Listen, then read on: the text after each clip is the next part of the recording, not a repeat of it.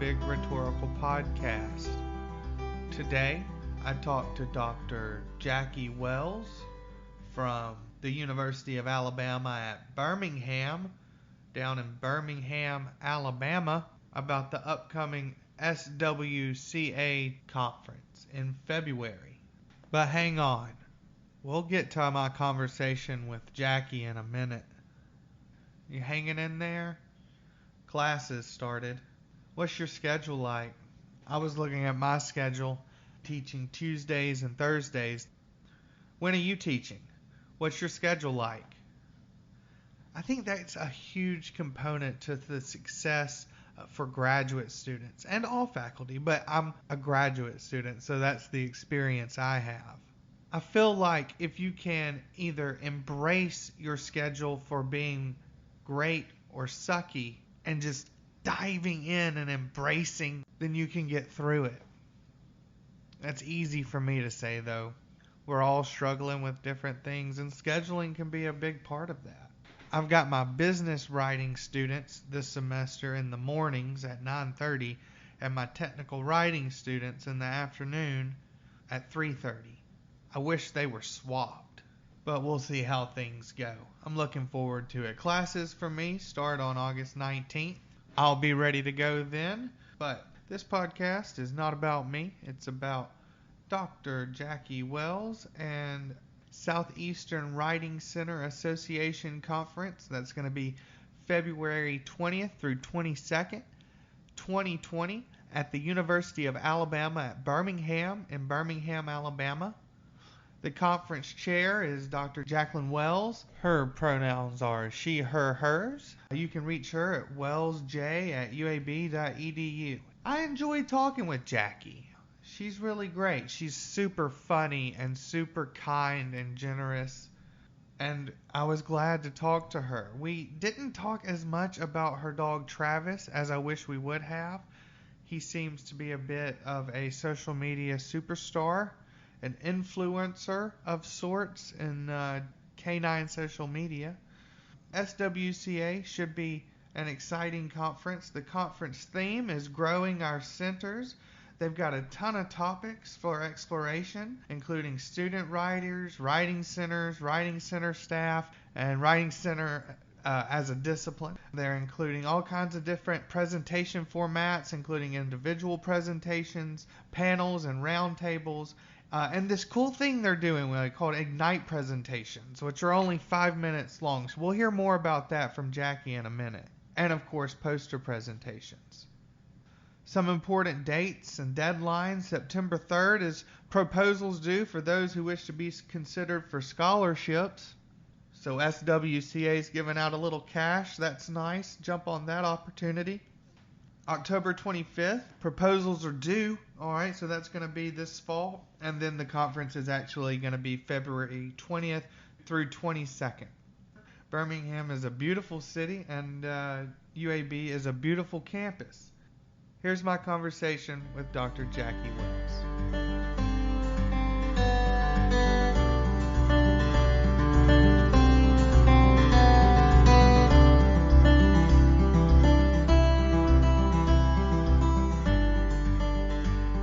So I'm talking to Dr. Jaci Wells, who is an associate professor and writing program director at the University of Alabama at Birmingham. But could you talk to us a little bit about your role with SWCA this year? Sure. Well, I'm the writing center director at UAB, and I proposed to host the Southeastern Writing Centers Association conference, partly because I love Birmingham so much, and I thought, gosh, what a cool city to have a conference like that in. And so I proposed the conference. I guess it was back in October, and they accepted. And it's been a great experience so far. I mean, we have, of course, as you know, Charles, we have an MA program, and we also have undergraduate tutors now in our writing center. And everyone has gotten really involved already, the MA students, even some of the undergrad tutors. And so it's been great. We're having a lot of fun planning it. That's awesome. So have you all chosen keynote speakers for SWCA 2020? We sure have. Our keynote speaker, I'm really excited about. She's one of my dearest friends from graduate school, Dana Driscoll. She's at Indiana University in Pennsylvania right now. And I asked her a while ago, actually, just when I was proposing, if she would be interested. And I told her the conference theme I was thinking about, which is, writing center growth. And she said, that fits right in with my research. Of course, Dana is the kind of person who researches like everything. So I could have said like anything, and she'd have been like, yeah, that fits in with my research. There's always some new thread of research she's doing. But yeah, she's going to talk about student writer growth and writing center growth and how it all ties together. And we're really excited about that. Well, that seems to work out perfectly then with the theme of the conference this year, Mm-hmm. which is centered around growth. Yep. In the CFP, you actually write that, and I'll quote here, we must grow sustainably, responsibly, and reflectively. And you reference universities and writing centers. What does sustainable, responsible, and reflective writing center growth look like for you? Right. Well, that theme actually came out of some of my own failures. Not really failures, but just I guess kind of missteps that I made when I started directing the Writing Center. And I was just so, I mean, obviously really enthusiastic and just grow, grow, grow. Like, let's just make this thing, as big as we can and, as many sessions as we can, as many students, put flyers everywhere, put them in the bathroom stalls, And I thought so much about how we could grow our services, and I didn't think enough about how we could get the support we really needed to grow them. I mean, obviously, I thought about support, but I didn't think about it enough, I don't think. And so, there were a lot of things that I said yes to, and a lot of things we did that I didn't really think about, like if we had the support yet to really do what we were doing and grow in the ways we were. And I think a lot of new writing center directors make that mistake. And so I think to grow sustainably, I mean, we just need to think about like what do we have the support to do really. And I've talked to so many. Again, the reason I kind of chose that theme, it's got a lot of offshoots. I mean, I think we could talk about growth in a number of ways at the conference, but the reason I chose that theme is I've talked to so many other writing center directors who talk about that. Like, when I first started out, I was just so excited, so enthusiastic, and didn't give enough thought to how do we grow in ways that we actually have institutional support for. And so I thought, well, we'll get together and we'll talk about that. One of the things I appreciate is that you include like this aspect of reflexivity. So could you talk a little bit about how that could help us better understand growth in writing centers? Yeah. Well, what do you mean exactly? So I guess what I'm thinking is when you say reflective, I'm thinking about reflexivity. So we're looking back on what we've done and thinking about that and pushing forward to the future. Mm-hmm. Right. So is there yeah, go ahead. Oh yeah. I was just gonna say like what I'm thinking with that is like, always reflecting on, what have we done, like in what ways have we grown that have been successful and in what ways haven't. I think like for me it's really hard sometimes to let go of certain programs or certain initiatives like once I get started. Because I'm like, oh, we did that. It's new, it's shiny, we grew it. But you really have to reflect on like, well, what if this isn't working? Or like, what if maybe it's working, but it's not as successful as something else may be. And sometimes, you have to drop things that, might be fine, but if you drop them, that might give you more time to do something else that's going to be more successful. And so that's part of what I'm thinking about is like reflecting on the things that are going well and aren't, and also the things that are like, priorities in the writing center. I mean, any university has a ton of different offices and programs, and you have to work together and think about not staying in your own lane, but thinking about like, this thing that my writing center is doing, is this really something we should be doing, or is that more that other office's domain? Like who's going to do this thing the best? Yeah. Could you talk a little bit about UAB's Writing Center growth since you've taken over the position as director and what kind of the things you've done to grow your Writing Center's brand? Sure. Well, when I started, we were mostly a support for developmental English. So UAB has a developmental English course that our composition director has actually changed dramatically, which is awesome. But when I started out, it was just a one semester sequence. And I think like the first semester I was there, like 90% of our sessions were with students in that class who were required to use the Writing Center. And so the Writing Center kind of had this like, this not stigma, but I mean, people saw it as like mostly a support for that class, which was understandable because that's most of what it was doing. And so anyway, we just worked to grow it and make sure that people knew now it's actually open to everybody. And then we had to hire more tutors and make sure that we had enough people on staff to support everyone. Kind of like, if you build it, they will come. You got like build it first kind of thing. So yeah, and then we started reaching out to, like all different corners of campus and making sure that, grad students knew they could come in, honor student, this isn't just for this one course, this is for everybody. And so that's the main way we've grown. As I mentioned earlier, our developmental writing course has really changed and improved a lot. Our director of comp, Dr. Chris Minix, has changed it into a 2-semester sequence where students get credit for it now instead of having to take it like before first year comp. And so that's, the Writing Center has really grown up along that too, because now those students have kind of less of an attitude, I think, about coming in because they're actually getting credit for the course. And so that part of the Writing Center's work has improved. I think those students enjoy it more. But also we've grown to, to where everybody kind of uses us. It's not just students in developmental English. And I know that UAB has a huge student population focused in medical and healthcare education. Yeah. So I'm sure that your writing center has perhaps tackled some obstacles that other writing centers haven't tackled, having to dedicate services for students in those fields and in those disciplines. Definitely, yeah. And one of the major obstacles there is making sure that our tutors are prepared to, work with those types of writing. Working with undergraduates in those fields, it's not quite as hard, but we work with a lot of graduate students in nursing. So like we have a pretty big doctor of nursing practice program. And then, I can never remember all the names, but basically a lot of graduate students in nursing and health professions and public health. And, reading some of their writing it's fun, but that's really discipline specific stuff. Like you gotta know a lot to like understand that writing even. And so we've had to do a lot of training in, how do you help somebody with their writing when you don't even have the foggiest idea of like what the discipline is about. They're writing at a graduate level about, some public health research. So yeah, that's been a challenge, but it's been a fun one. We learn a lot about nursing and public health and health professions. These fields, like a lot of writing center tutors maybe don't encounter quite as much. My partner is a nurse, and it's just acronym alphabet soup most of the time. There's an acronym for everything. So the CFP, speaking of acronyms, includes a topics to explore section that includes 4 areas: student writers, writing centers, writing center staff, and writing center discipline. Could you talk a bit about why these topics to explore were chosen and how we might see growth as a nexus for exploration around these topics?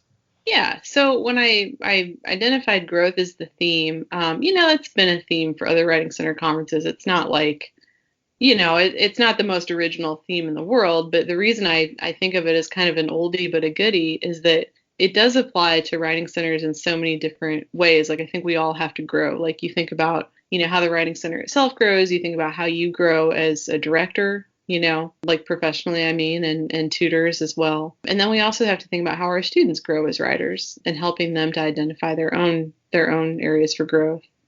And then, even just in the 7 short years that I've been directing the Writing Center, it seems like the discipline has grown. It just, maybe I'm just aware of more things now than I was before. I think that's most of it. But, we seem to be constantly growing as a field, always more conferences, more, networks and everything else. So that's kind of what I'm trying to think about is how, especially how do these things all grow together, I guess. Yeah, and how do we think about that?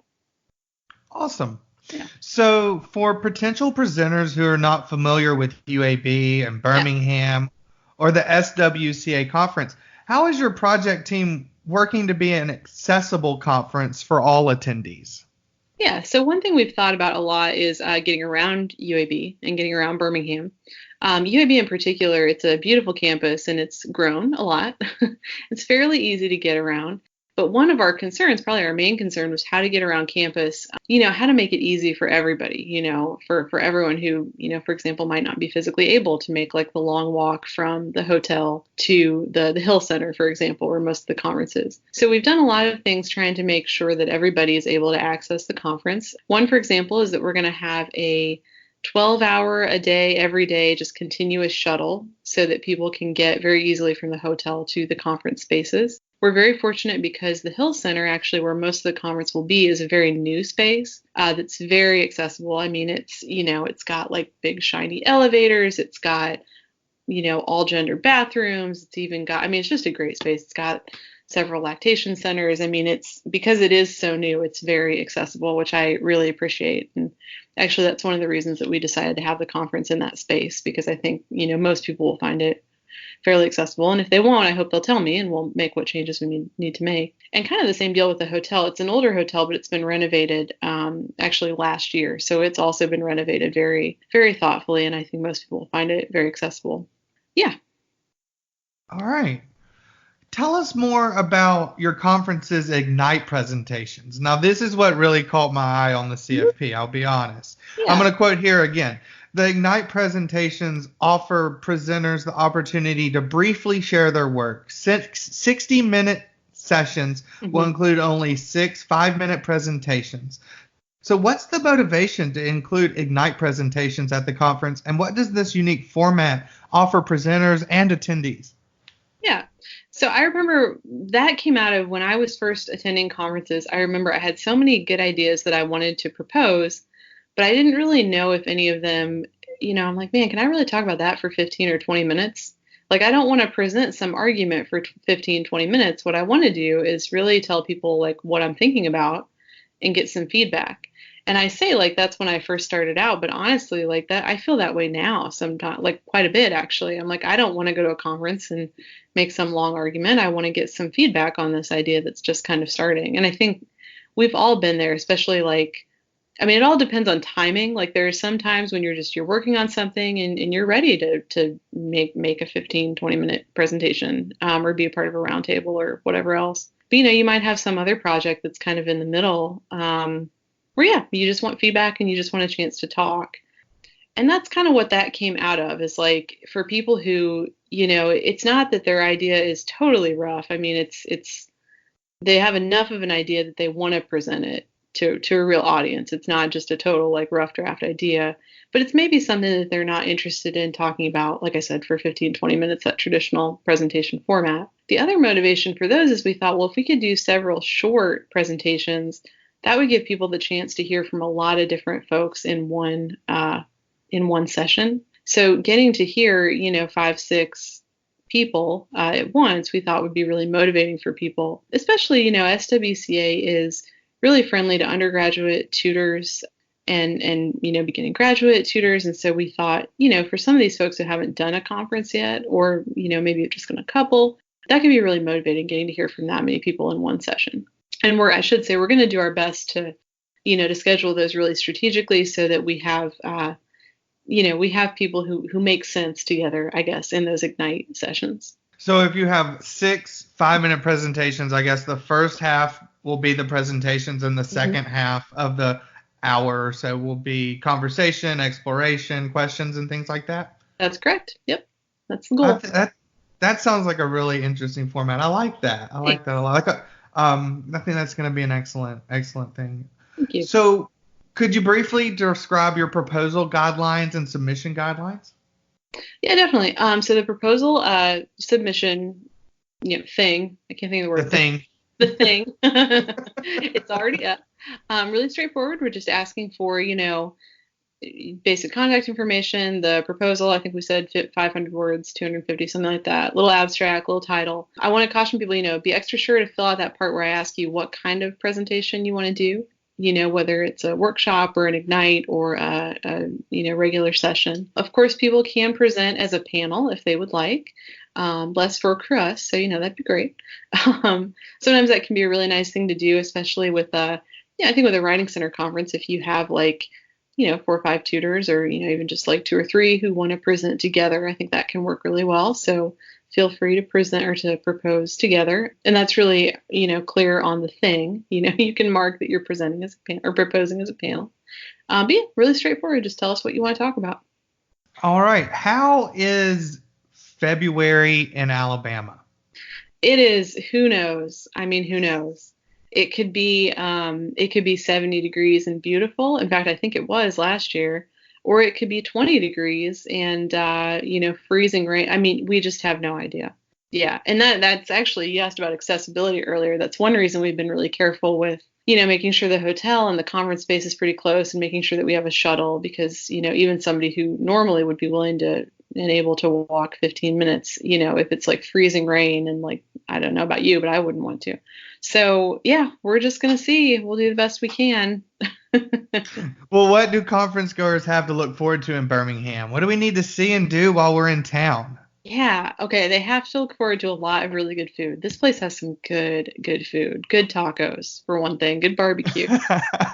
A couple of the graduate tutors are working on a list of, like, places you have to eat. Toby Camp and Jessica Robbins. I don't know if you remember them, but yeah, they're putting together, like, this is what you have to eat while you're here. So definitely eating. If you are a beer drinker, we are up to, I don't even know how many breweries at this point, but a lot of breweries. And several good breweries and also good restaurants are in the Avondale region, which is actually just a few minute drive, maybe 10-minute drive from the conference hotel. And there's actually a shuttle. The conference will, or the hotel, excuse me, will drive you to the Avondale area. So that's nice. Those are about my 2 favorite things to do, actually: eat and drink beer. Of course, I'd be, if you haven't been to Birmingham before, or even if you have and haven't been to the Civil Rights Institute, you have to go. That's not something that you want to rush, is what I would tell people. That's not a 1-hour thing. You want to carve out your afternoon for that. It's an experience. So that's definitely, I would put that on the list as well if you haven't seen it yet. I was in Birmingham this summer, just a few weeks ago, for a wedding, and there seems, like you mentioned, there seems to be a new brewery on every corner. Absolutely. And it's not just, it seems to me that it's not just barbecue and tacos. However, the tacos, you're absolutely right, are fantastic in Birmingham. But there is a bit of a fine dining scene there as well for those that might want to splurge as too. Yeah, definitely. Where can listeners and potential conference goers find you online? Social media, website, email, stuff like that. Definitely. Well, we have a Facebook and a Twitter page, and of course the names are escaping me right now. Maybe I can look for those and send them along to you later. But we have our website up as well. So yeah, those are the 3 main areas: our website, Facebook, and Twitter pages. All right, I will tweet those things out too when we send out the episode. Well, we're looking forward to Birmingham in February and the SWCA conference. Is there anything you want to mention about upcoming deadlines? We have the conference deadline we'll throw in there, and anything else that you want to mention about the conference? I guess the last thing I'd say is just, these regional writing center conferences, SWCA in particular, I think, is so friendly to people who haven't been to a conference yet or haven't presented at a conference yet.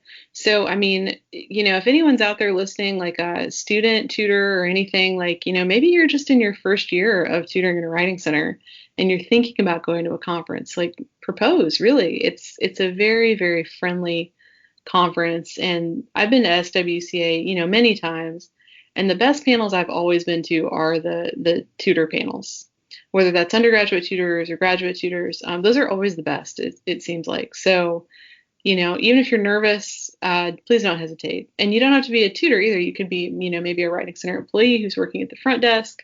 Love to hear from those folks. So yeah, please propose, even if you're nervous, never been to a conference before. You'll never find a friendlier conference to go to. And perhaps maybe not even a friendlier conference chair host. Jaci, thanks so much. Thanks so much for chatting with us today. Absolutely. Thank you for having me. I appreciate it. You're welcome.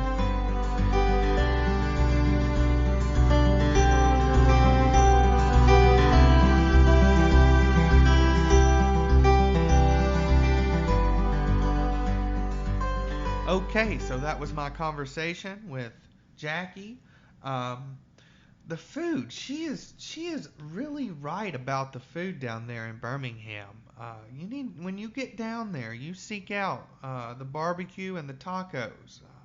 We can make recommendations later. There's a little place down there, Saul's Juke Joint. You need to get over there. You need to check out Gip's place too. I feel like I'm spreading my wings a bit, but also going back home, talking to someone from Alabama. We've now talked to someone from Michigan and Alabama about their conferences. Do you have a conference coming up? Maybe another type of academic event? Hey, the Big Rhetorical Podcast is a digital space for conference organizers, institutional hosts, delegates, conference board members, other event planners to promote their event or organization. Come on, like Jaci did. We can talk about the CFP, the host city, the conference goer expectations, a range of other topics relevant to your event. Reach out to the Big Rhetorical Podcast. You can visit our website, thebigRhetoricalPodcast.weebly.com. Go over to the conference and event promotions page where you can fill out a contact form. Make sure to follow us on Twitter at The Big Red. Follow us on Facebook. You can reach out to us via email at thebigRhetorical@gmail.com. Like I told you last episode, you can now find us on Anchor.fm. You can download episodes from SoundCloud, iTunes. Oh yeah, and don't forget about Stitcher too. So reach out to us. We want to talk to you and acknowledge your labor and your time and promote your event as we look to expand our community of rhetoricians and writing study scholars. Why do they have to be different? I don't know. I struggle with that sometimes. Rhetoric, composition. How do you see it? Reach out to us on Twitter. Let us know. Okay, so that's it. I feel good about it. I appreciate Jaci coming on and talking to us. We'll see you down at SWCA in Birmingham in February. Until next time, be kind to one another and always be listening rhetorically.